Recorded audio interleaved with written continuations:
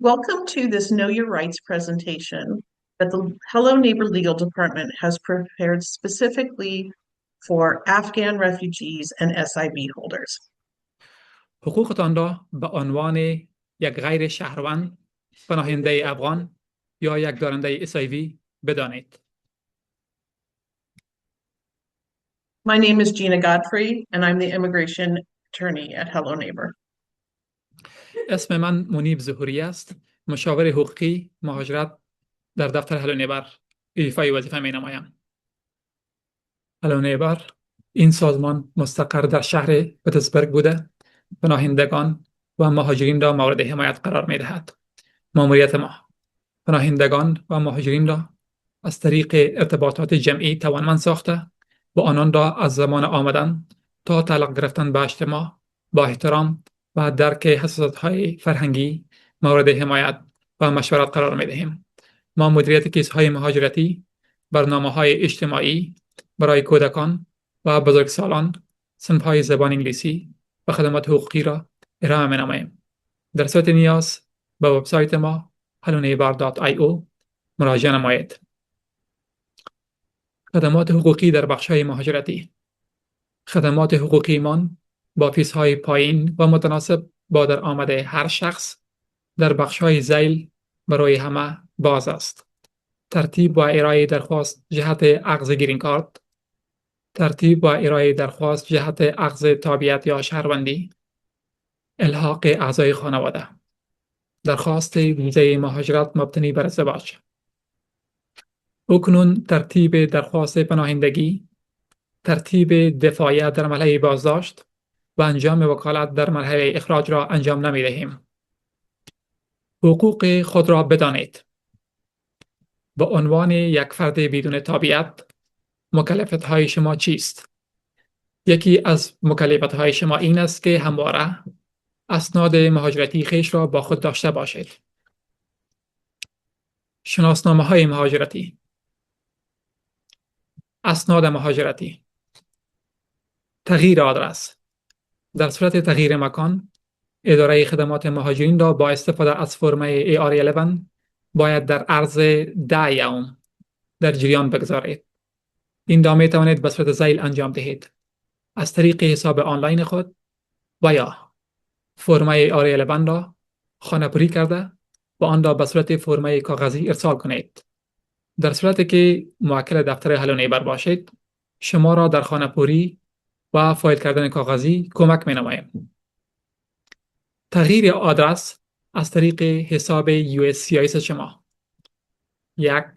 لاگین شوید. 2. به مای اکاونت یا مینوی مشابه بروید. 3. گزینه‌های Change your update address و یا آدرس eco/change of address را مشاهده نمایید. 4. گزینه The Online Address Change Form را کلیک نمایید. آیس، اداره مهاجرت و اجرای قوانین گمرکی. آیس چیست؟ آیس یک اداره تنفیذ قوانین فدرال است که تحت وزارت امنیت داخلی ایالات متحده آمریکا DHS فعالیت می نماید. ماموریت این اداره اجرای قوانین مهاجرت، تأمین امنیت ملی، تحقیق فعالیت‌های غیر قانونی مربوط به مهاجرت، تجارت و گمرکات می باشد. آیس کدام کار را انجام می دهد؟ اجرای قوانین مهاجرت، تشخیص، توقیف و اخراج افرادی که مرتکب نقض قوانین مهاجرت ایالات متحده می گردند. مدیریت مراکز بازداشت. از نظر تأسیسات، نظارت از تأسیساتی که مهاجرین قبل از اخراج یا مراحل قانونی در آنجا نگهداری می گردند. اجرای اقدامات تنفیذی، انجام یورش ها و محل کار و اجرای سایر اقدامات قانونی مرتبط با مهاجرت. نکات مهم برای مهاجرین: دانستن حقوق خویش حین مواجه شدن با موظفین آیس، آماده نمودن برنامه‌های ایمنی در صورت بازداشت، دریافت مشورت حقوقی اگر در معرض اقدامات اجرایی قرار دارید، محافظت از خود و خانواده‌تان، اطمینان از اینکه شما و خانواده شما حقوق قانونی موجود را می دانید. حقوق شما در ایالات متحده: یک، حمایت برابر. شما حق دارید که تحت قانون به صورت منصفانه رفتار شوید و نمیتوان بر اساس ملیت با شما تبعیض قائل شد. دو، روند عادلانه. شما حق دارید از روند قانونی عادلانه برخوردار شوید. سه، حق سکوت. شما حق دارید هنگام پرسش توسط ماموران مهاجرت سکوت اختیار نمایید. 4، حق حریم خصوصی. طبق تعدیل چهارم، ماموران مهاجرت نمی توانند بدون حکم معتبر قضایی خانه یا وسایل شما را تفتیش کنند. چگونه از کارت حقوق خود را بدانید استفاده نمایید. کارت حقوق خود را بدانید یک ابزار ضروری است که شما را در مورد ذیل محافظت می نماید. 1، حق ساکت بمانید. شما می توانید این کارت را با موظفین آیس نشان دهید تا شما را در تأکید حق ساکت بمانید مساعدت نماید. 2، حق مشورت با وکیل. کارت این را واضح می سازد که شما درخواست وکیل را می نمایید. 3، آرام بمانید. با استفاده از این کارت می توانید چیزی که علیه شما استفاده شود جلوگیری نمایید. داشتن این کارت به شما کمک می نماید تا آماده باشید و اطمینان حاصل کنید که حقوق شما در مواقع دشوار رعایت می گردد. چه کسانی ممکن است تحت پالیسی‌های جدید مهاجرت در معرض خطر قرار گیرند؟ تحت اداره جدید، پالیسی‌های مهاجرت ممکن است اجرای قانون را علیه هر کسی که وضعیت قانونی ندارد، حتی کسانی که سابقه جرمی نیز ندارند، استفاده گردد. این حالت بسیاری از مهاجران را در معرض بالای اخراج قرار می دهد. گروه‌هایی که ممکن است در معرض خطر باشند: افرادی که وضعیت قانونی مهاجرت ندارند، کسانی که بیش از مدت قانونی مانده‌اند، افرادی که با عبور از مرز با استفاده از قایق وارد ایالات متحده شدند، افرادی که دارای برخی محکومیت‌های جزایی هستند، حتی اگر این افراد دارای وضعیت قانونی مهاجرت هم باشند. این افراد شامل دارندگان گرین کارت، پناهجویان، دارندگی ویزای قانونی مثل ویزای دانشجویی، ویزای کاری و غیره، دریافت کنندگان وضعیت حفاظت موقت یا TPS، دارندگان ویزای یو، دارندگان ویزای تی، مستفید شوندگان داکا، دریافت کنندگان وضعیت بشردوستانه یا پرول، افرادی که پس از حکم اخراج هنوز هم در ایالات متحده حضور دارند، افرادی که دارای حکم اخراج یا دیپورت هستند. آماده برای اجرای اقدامات آیس باشید. 1، حقوق خود را بیاموزید. آگاهی قدرت است. شما حق دارید سکوت اختیار نمایید. از وارد شدن ماموران به منزلتان جهت تلاشی بدون حکم محکمه جلوگیری نمایید. در صورت بازداشت درخواست صحبت با وکیل را نمایید. کارت KYR یا حقوق خود را بدانید را همیشه با خود داشته باشید. کارت KYR یا حقوق خود را بدانید و با خود داشته باشید.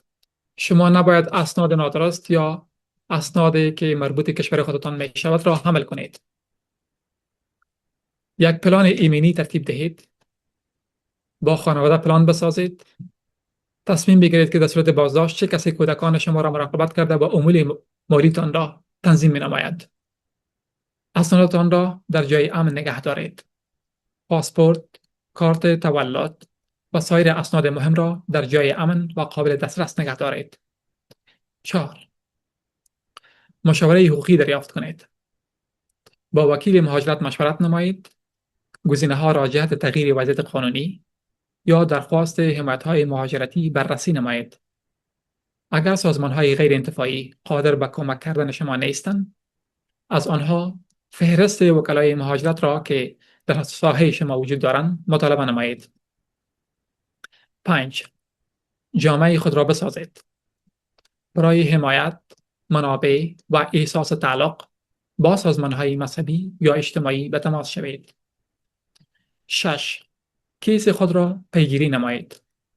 وضعیت کیس USCIS خود را در وبسایت زیل بررسی نمایید. به وبسایت ego.uscis.gov رفته رسید دریافتی و یا همان رسید نمبر خود را از فرم‌های مهاجرتی خود دریافت کرده و آن را وارد نمایید، یا می توانید از حساب آنلاین USCIS خود استفاده نمایید، البته در صورتی که داشته باشید. این نمبر یا Alien Registration نمبر خود را بدانید. اگر این نمبر دارید، آن را در دسترس نگه داشتید، زیرا که آن به خاطر پیگیری کیس شما خیلی مهم است. اگر آیس به خانه شما آمد، چه کار باید کنید؟ آرام بمانید. آیس فقط با اجازه شما و یا با اذن محکمه‌ای که توسط قاضی امضا شده باشد وارد خانه شما می‌گردد. در غیر این صورت دروازه را باز نکنید. از موظفین آیس بخواهید که تا کارت شناسایی و حکم محکمه قانونی را از راه کلکین یا از زیر دروازه برای شما نشان دهند. موظفین آیس نمی‌توانند به حکم اداری خویش داخل منزل شما گردند. اگر موظفین آیس فاقد حکم محکمه قانونی باشند، شما حق دارید که بگویید من به شما اجازه نمی‌دهم که داخل بیایید. لطفاً بروید. در صورتی که از وضعیت مهاجرتی شما بپرسند، شما حق دارید که سکوت اختیار کنید. از کارت KYR خود استفاده نمایید. اگر می‌خواهید در مورد حقوق خود کمک بگیرید، کارت حقوق خود را می‌دانید را به موظفین نشان بدهید. درخواست صحبت با وکیل مهاجرت. شما حق دارید از امضا نمودن اسناد بدون مشورت با وکیل خودداری نمایید. هنگام مواجه شدن با موظفین آیس، نام و نمبر کارتشان را بپرسید. حکم قضایی به خاطر تلاش باید حاوی ذیل باشد. توسط قاضی و در مدت معین 14 روز امضا شده باشد. اسم شخص را که تحت توقیف قرار می‌گیرد ذکر کرده باشد.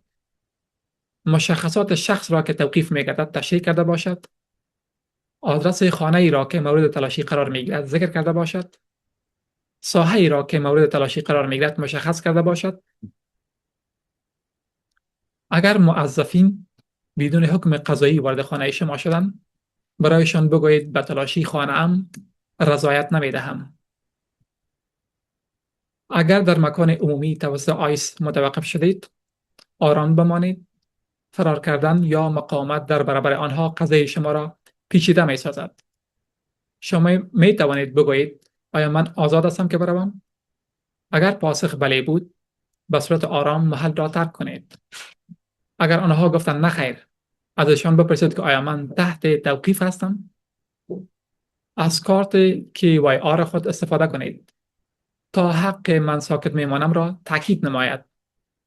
اگر لازم باشد اسم خود را بگویید، ولی این هم بستگی به قانون ایالتی دارد. حمل اسناد نادرست یا شناسنامه خارجی می تواند علیه شما استفاده گردد. هرگز به موظفین اجرای قانون دروغ نگویید. شما حق دارید بدون حضور داشته وکیل از امضا نمودن هر گونه اسناد خودداری کنید. اگر مورد تلاشی قرار می‌گیرید، شما حق دارید که بگویید من به این تلاشی رضایت نمی‌دهم. اگر بازداشت شدید، شما حق درخواست صحبت کردن با وکیل را دارید. اگر شما در وسایط نقلیه خود توسط آیس متوقف شدید، به صورت آرام موتور خود را کنار کشیده و آن را خاموش نمایید. دستهایتان را روی اشترنگ موتور قرار داده تا موظفین آن را ببینند. به صورت آرام صحبت کنید و از موظفین بپرسید چرا من متوقف شدم. اگر شما راننده هستید، این اسناد را آماده نمایید: لایسنس، سند راجستر و سند بیمه موتور. اسناد نادرست ارائه نکنید یا دروغ نگویید. از استفاده اسناد نادرست که مربوط به کشورتان می باشد خودداری کنید. شما حق دارید سکوت اختیار کنید یا کارت KYR تان را نشان بدهید. اگر موظفین خواستند موتر شما را تلاشی کنند، شما حق دارید که بگویید من به این تلاشی رضایت نمی دهم. تنها در شرایط خاص مامورین می توانند به تلاشی مبادرت ورزند که نزد آنها دلایل موجه موجود باشد. مسافران حق دارند سکوت اختیار نمایند و از ارائه اسناد با گفتن این که من به دادن اسناد خود رضایت نمی دهم خودداری کنند. اگر آیس به محل شما داخل گردد، آرام بمانید و فرار نکنید. شما حق صحبت کردن با وکیل را دارید. شما حق دارید سکوت اختیار کنید. شماره‌های تماس وکیل، خانواده و یا کنسولگری خود را حفظ کنید. ماموران آیس به خاطر داخل شدن به بخش‌های خصوصی محل کار به اذن قانونی قضایی و یا رضایت کارفرما نیاز دارند. کارمندان در محل کار نباید کسی را پنهان یا مخفی سازند و یا زمینه فرار را برای کسی فراهم سازند. ماموران ممکن است چنین اقدام را پناه دادن و یا ممانعت در اجرای قانون تلقی کنند که منجر به پیگرد قانونی علیه شخص کمک کننده می گردد. اگر شما با یورش آیس مواجه شدید، جزئیات را فوراً بعد از حادثه یادداشت کنید. در صورت فیلم برداری نمایید که وضعیت امن باشد. اگر وضعیت امن نبود، کاری انجام ندهید. زمانی که وضعیت امن شد، فیلم برداری نمایید. آرام و ساکت بمانید تا فیلم برداری به صورت واضح موارد کلیدی را جهت استفاده حقوقی ثبت نماید. معلومات شهود را که شما را حین مواجهه با ماموران آیس مشاهده نمودند جمع آوری نمایید. پیام‌های متنی، ایمیل‌ها و پیام‌های صوتی آیس را نگه دارید. از وسایل خود مواظبت نمایید. ماموران آیس بدون حکم قانونی تلفن شما را به صورت قانونی مصادره کردن نمی توانند. تلفن خود را با پاسپورت یا رمز عبوری لاک نمایید، نه با اثر انگشت، نه با تشخیص چهره یا الگو.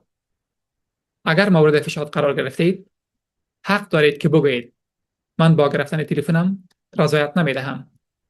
شناسنامه، یونیفرم، وسایط نقلیه، نمبر پلیت، اسلحه، گفتگوهای ماموران، خسارات وارد شده به منزل، ابزار مراقبتی مربوط به موظفین اجرای قوانین را ثبت نمایید. برای تثبیت شدن ساحه مورد نظر، نشانه ها، علامات سرک و ساختمان را در فرمه ثبت شامل ساخته تا به عنوان مرجع از آن استفاده گردد. اگر شما در زندان و یا بازداشتگاه آیس هستید، حقوق ذیل را دارید. سکوت. اگر در مورد وضعیت حقوقی، مکان تولد، وارد شدن به ایالات متحده رسیده شوید، سکوت اختیار کنید. تماس. شما می توانید درخواست تماس تلفنی با فامیل یا کنسولگریتان را نمایید. وکیل. شما می توانید درخواست صحبت با وکیل را نمایید. اطلاع رسانی به کنسولگری. شما می توانید از کنسولگری کشور خود درخواست کمک نمایید. شماره کنسولگری خود را حفظ کنید. مراقبت از افراد تحت تکفل. اگر شما متکفل اطفال هستید و آنها نیاز به مراقبت دارند، ماموران آیس را مطلع سازید. درخواست وثیقه. اگر واجد شرایط باشید، حق دارید درخواست رسیدگی وثیقه را نمایید. حقوق صحی. شما حق دارید در زمان بازداشت از مراقبت‌های مناسب صحی جسمی، روانی برخوردار شوید. کاپی اسناد. شما حق دارید درخواست کاپی از هر گونه اسنادی که وکیل شما به محکمه مهاجرت ارائه می‌دهد را نمایید. پلان ایمنی خانواده. خانواده خود را در مورد حقوقشان آموزش دهید و پلان ایمنی اضطراری را با هم تمرین کنید. یک وکیل یا نماینده مجاز حقوقی را که در شرایط اضطراری حاضر باشد به شما کمک نماید دریافت کنید. بررسی شوید تا مشخص گردد که شما برای سایر وضعیت‌های حقوقی واجد شرایط هستید. یک لیست از افراد را ترتیب دهید که شما را در موقع اضطراری یا زمانی که در بازداشت آیس هستید کمک کرده بتوانند. با مراکز اجتماعی و مذهبی ارتباط برقرار نمایید. جهت به دست آوردن حمایت در کنسولگری محلی خود ثبت نام نمایید. هنگامی که در بازداشت آیس هستید، برای نیازهای اساسی پول اختصاص دهید. به یاد داشته باشید که مبلغ وثیقه معمولا از $1500 آغاز می شود و بیشتر می گردد. البته مبلغ وثیقه بستگی به دوسیه شما دارد. مدارک ضروری را آماده نمایید. از مدارک مهم خود به ویژه اسناد مهاجرتی مانند کارت اجازه کار، درخواست ها، پتیشن ها، رسید ها، کارت های شناسایی، پاسپورت ها، کارت های تامین اجتماعی، سوشال سکیوریتی کارتس و شناسنامه ها، نکاخط ها، کپی تهیه کرده و آنها را در مکان امن نگه دارید. مدارک مربوط به پرونده جزایی و اطلاعات تماس وکیل را آماده داشته باشید. اطلاعات صحی خانواده از جمله داروهای مصرفی را آماده داشته باشید. تشکر از توجه شما.